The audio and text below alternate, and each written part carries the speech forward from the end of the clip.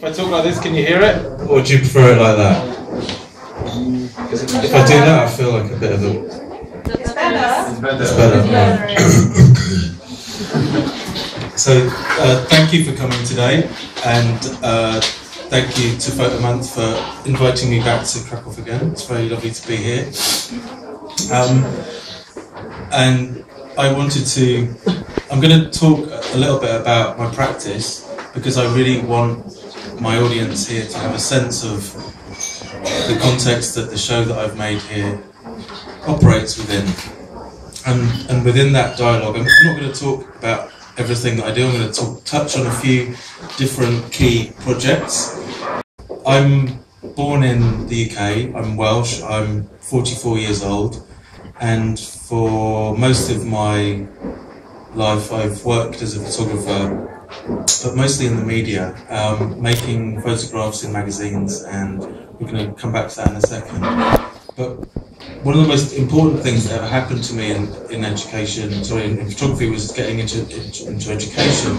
And I started working at a small art school in the UK called Farnham, and there I met a very important person in the history of English photography called Keith Arnott. And Keith Arnott was one of the few people in this university that took me seriously as a photographer, because there was a sense that they needed to get someone in who knew about fashion, but nobody was really interested in fashion, and people still think that fashion occupies a kind of a lower place. If there was some kind of meritocracy and hierarchy in photography, fashion would be a bit of a bottom feeder. And I think that's a very naive perspective to take for all sorts of reasons, especially and most importantly political ones. And I'll come back to that later on. So I met this wonderful man called Keith Arnott, and he lent me a wonderful book, which to this day is, I can say, my favourite photography book. And it was the catalyst for me learning to understand why I love photography, what the enigma of photography is for me. And I'm not saying that this is a general thing, I'm not saying that this applies to everybody, but it's definitely why I feel photography. And this project is called Evidence, and it's by Larry Salton and Mike Mandel. It was self-published in 1977. So if you look at the new scent, I was trying to make a kind of a digital book. So it has this contents page. There's a short piece of text, which is quite embarrassing, because also this time I was learning to write. And then you have these images. And so I was essentially, it was a kind of homage for me. I started making this work in 2001, and after about a year, I figured out what camera to use, what film to use, what developer to use, all that boring techie stuff, to get a negative that looked like it was made at some point between, say, 1930 and 1970. And that was this kind of 20th century lost aesthetic that I was yearning for, because it was made at that time when we were beginning to see the digital texture infiltrate the photography medium. And it's a texture that I'm very anxious about, simply because it covers so many images nowadays. And I don't mean it covers the images, I mean the images are embedded in this texture. I think it's really problematic, because everything is starting to look the same. And the producers of technology that we use, the producers of dissemination models that we use are becoming fewer and fewer, so there's less and less of an option in terms of texture and dissemination, and that really worries me.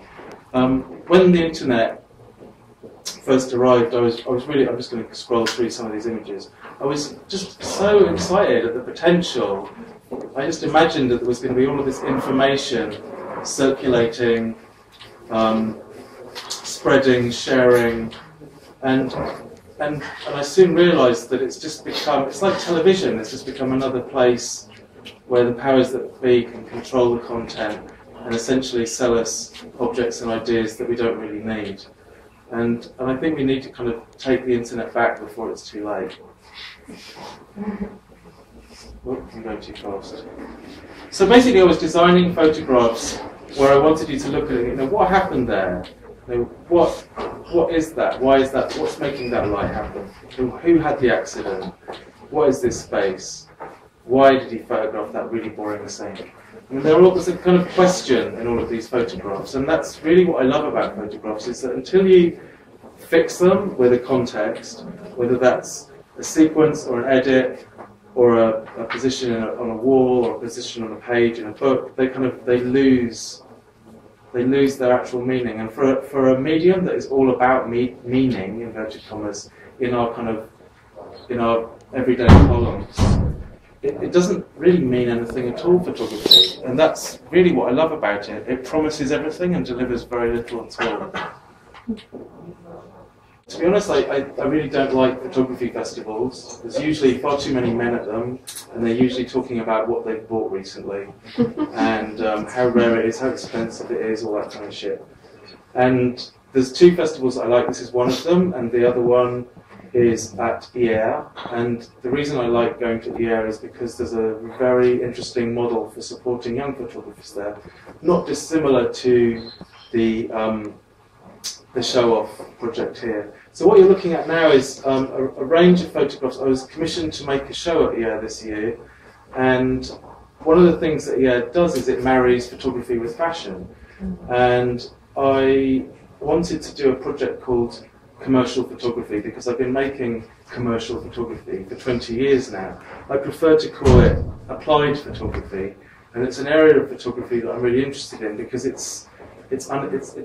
well, for a start, we see a lot of it. There's not much examination of it, and I think it reflects social and political trajectories that are far more important than majority of academics like to think. I got really fed up working in universities with people who just tell us. No. Just people who are like, oh right, you do fashion photography, do you? And then it was like, you just walk off, you know. And it's like, oh dear. And I think fashion photography, in particular, is super important. I mean, I think the way that we've seen fashion change in the last 15 years, the way that we now have these multi-corporate, late capitalist conglomerate, horrific institutions just controlling our media and perpetuating very particular stereotypes, particularly about lifestyle and body image and gender role and essentially this idea of just being a fucking consumer, you know. And it's deeply embedded political imagery, and it's always written off as being some kind of eye candy. And I've been very lucky to sort of occupy, because of when I came into fashion, I've been able to occupy this very marginal position as a photographer with fashion and make images that I hope are part of a more critical discourse. And some of the images in this slideshow are images that were presented at Jest.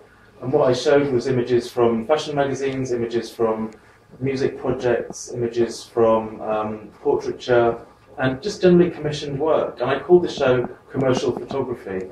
And none of this, well, I hope that this doesn't look particularly like what you would expect to see as commercial photography, and that was a kind of the gag in the show.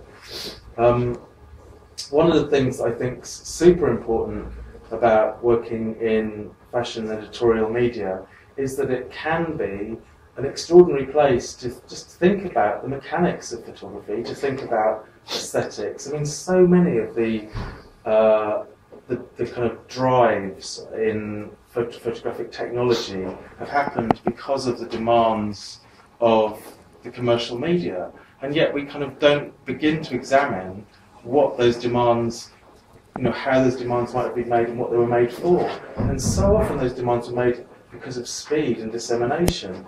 And I really worry that I just do not feel that speed is the friend of a human being. I think there's a very specific way in order to make anything properly, and usually that way is in its own time. Speeding things up is problematic for me. So what you're seeing is this sort of range of different kinds of projects I've made over the last 20 years, and some of them you can see I'm kind of playing with a very specific kind of trope and then trying to turn it on its head, and other things I'm just playing and wigging out. increasingly, I've worked with groups of people. Increasingly, over the last 15 years, I've worked with my students. This is how the show looked in the air, by the way. I just kind of editorialised my own work and stuck it on the wall in this kind of odd, non-chronological sequence. And personally, I really don't like being called an artist. I don't need to be called an artist. I don't lie in bed at night wondering, what is art? I mean, I really don't care, to be honest. Art is all kinds of things, and it really doesn't get any better or worse if you define it. I am interested in the way that things look, and I live through my eyes, and I do respond to patterns and colours and blah, blah, blah, and I don't have to kind of qualify that. And I started thinking that maybe I could make a project that was simply about living through your eyes. And this work, Pictures for Looking At, this is another sequence from the project, which again took about, most of my bodies of work take about 5 or 6 years to make. The first couple of years I shoot, and then I figure out how to make the images, how to light them, what to use, what equipment I need, etc., etc. And then I'll make the work, and then I'll sit on the work. And I usually get the concept sheets back, look at them once, make sure everything's exposed, and then I don't look at it again for 6 months. Then I look at it again, and then I think I quite like that one, and then I put it away again and look at it. So I'm just waiting for sort of distance to appear between when I made the work and that emotional attachment with the production and what I've actually made. And because there's a real tendency when you're making commercial work to shoot something and then edit it and then print it and then publish it. And I love working like that, working to a brief, having to solve a problem, but there wasn't so much of a problem here as trying to recreate a particular kind of emotional response to seeing that I feel sometimes. And I tried to move away from this idea of looking, and when you look for pictures, you walk around and you think, well, that would make a great photo. And I wanted to think about, well, what makes a great photo? How does an image work? How does an image impact on my eye, my heart, my soul, my mind? I don't know what it is, you know. It's a kind of, what is that feeling that I get when I see something and I like it? What is beauty? And my favourite quote ever on the subject of beauty is by the American painter Agnes Martin, and she says, you know, beauty is the mystery of life. And I'm very happy with that definition. And I'm very happy with the idea of mysteries. I'm not the kind of guy who feels like everything has to be explained or understood. And it's one of my big anxieties about our culture is that we perpetuate this idea of progress and understanding and learning and knowledge. And I actually think that we probably know everything that we need to know, and we've probably forgotten a lot of the stuff that we need to know as well. And it's all out there, but we're just too busy doing other things with iPhones and shit to actually realise what's important.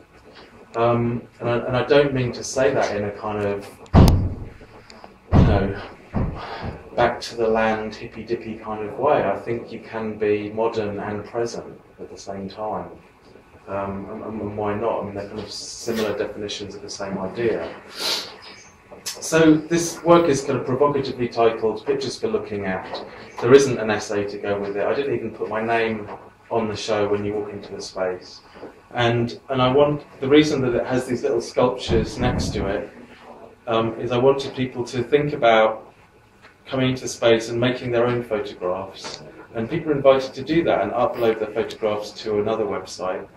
And those images, that act of making a photograph is something that most people do at the moment. I don't think people have ever taken as many photographs as they do at the moment.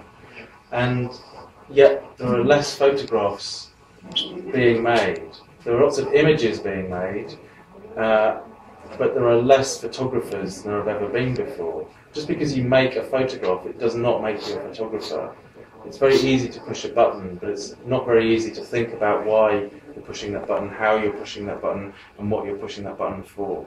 And it doesn't even have to be about pushing a button anymore, does it? We all know that. I mean, it's like, what is a photographer? That's a real kind of dilemma, and a lot of people would like to think that they are photographers simply because they use cameras. But I mean, I have a microphone, luckily it's not working, and I would start singing and prove to you that doesn't make me a singer. But that, do you know what I mean? It's that kind of idea.